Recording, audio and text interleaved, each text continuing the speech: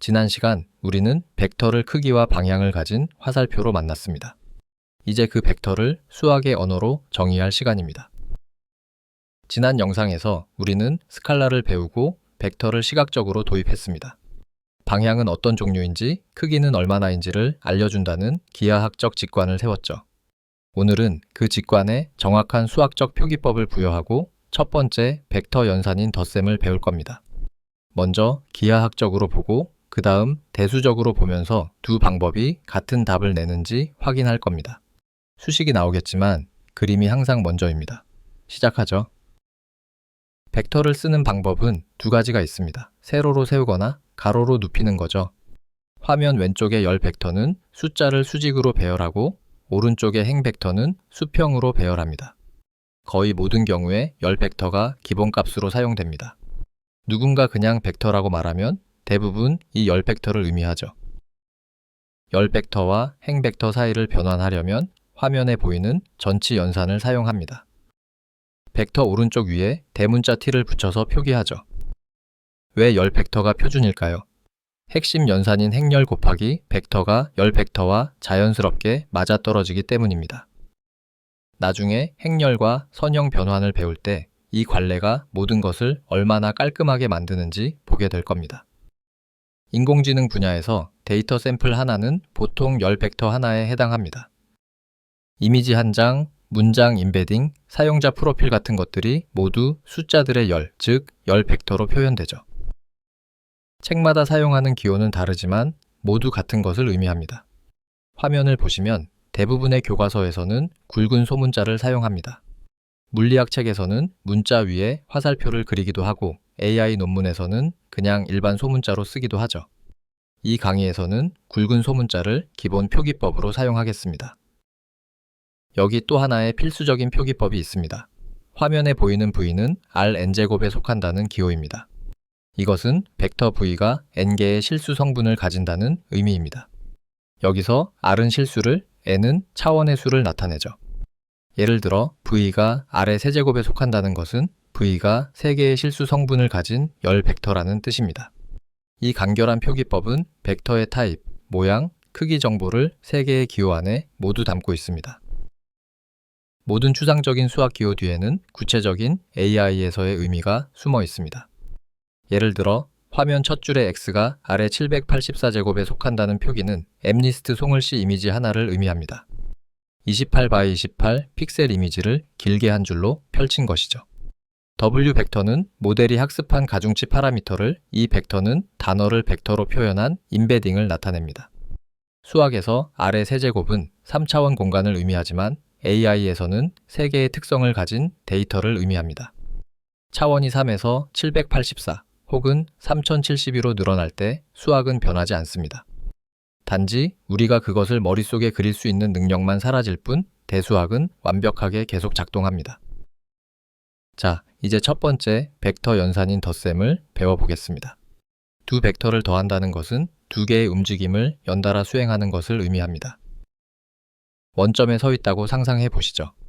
벡터 A는 오른쪽으로 2, 위로 1 가라는 명령입니다. 벡터 B는 오른쪽으로 1, 위로 3 가라는 명령이죠. 화면의 그림처럼 원점에서 시작해 먼저 벡터 A를 따라 좌표 2,1에 도착합니다. 그런 다음 그 지점에서 벡터 B의 움직임을 따라가면 최종적으로 3,4에 도달하게 됩니다. 이 최종 도착 지점이 바로 벡터 A와 B의 합 A 플러스 B입니다. 만약 순서를 바꾸면 어떻게 될까요? B를 먼저 따르고 A를 따라가도 목적지는 똑같이 3,4입니다. 이를 벡터 덧셈의 교환 법칙이라고 합니다. 즉, A 플러스 B는 B 플러스 A와 같습니다. 기하학적 의미는 명확합니다. 벡터 덧셈은 두 움직임의 합성이라는 것이죠. 이 기하학적 덧셈에는 두 가지 유명한 방법이 있습니다. 두 방법 모두 같은 답을 주죠. 화면 왼쪽의 머리 꼬리 방법은 우리가 방금 본 것입니다. 첫 번째 벡터의 머리 화살촉에 두 번째 벡터의 꼬리를 위치시키는 거죠. 합은 원점에서 마지막 벡터의 머리까지의 화살표입니다. 가장 직관적인 방법입니다. 말 그대로 한 움직임을 하고 그 다음 움직임을 하는 것이니까요. 오른쪽의 평행사 변형 규칙은 두 벡터를 모두 원점에서 시작합니다. 그리고 두 벡터를 변으로 하는 평행사 변형을 완성했을 때 원점에서 출발하는 대각선이 바로 두 벡터의 합입니다. 두 방법은 항상 같은 결과를 줍니다. 하지만 여러 벡터를 더할 때는 머리꼬리 방법이 훨씬 쉽습니다. 이제 대수적인 규칙을 보시죠. 규칙은 아주 간단합니다. 바로 같은 위치에 성분끼리 더하는 것입니다. 화면의 수식을 보시죠. 두 벡터를 더하고 있습니다. 첫 번째 성분은 첫 번째 성분끼리, 즉 2와 2를 더합니다. 두 번째 성분은 두 번째 성분끼리 1과 3을 더하죠. 결과는 3,4 성분을 갖는 새로운 벡터입니다. 이것이 대수적 덧셈 규칙의 전부입니다. 기하학적 방법으로 얻은 결과는 3,4였고 대수적 방법으로 얻은 결과도 3,4입니다. 두 결과는 완벽하게 일치합니다. 이것은 우연이 아닙니다. 이것이 바로 근본적인 속성이죠. 그림에서 보는 것이 숫자가 계산하는 것과 정확히 같다는 것입니다.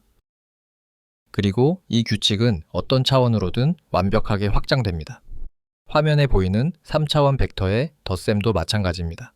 첫째는 첫째끼리, 둘째는 둘째끼리, 셋째는 셋째끼리 더합니다. 만약 784차원이라면 어떨까요? 똑같은 규칙입니다. 각 위치에 맞는 성분끼리 더하면 됩니다. 우리가 그림으로 그릴 수는 없지만 대수학은 동일하게 작동합니다.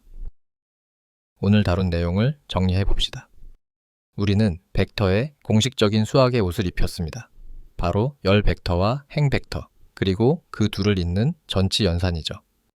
굵은 글씨나 Rn제곱 같은 표기법 관례를 배우고 모든 추상적 기호를 구체적인 AI의 의미와 연결했습니다. 그리고 벡터 덧셈을 배웠습니다. 기하학적으로는 두 움직임의 합성으로, 대수학적으로는 성분별 덧셈으로 말입니다. 그리고 이 두 방법은 항상 일치한다는 것을 확인했죠. 정리하면 벡터 덧셈은 움직임의 합성입니다. 다음 시간에는 스칼라 곱셈으로 벡터를 늘리고 줄이는 법을 배울 겁니다. 그리고 두 벡터 사이의 관계를 알려주는 내적 닷 프로덕트를 배울 겁니다. 거기서부터 벡터 연산이 본격적으로 활용됩니다. 다음 영상에서 뵙겠습니다.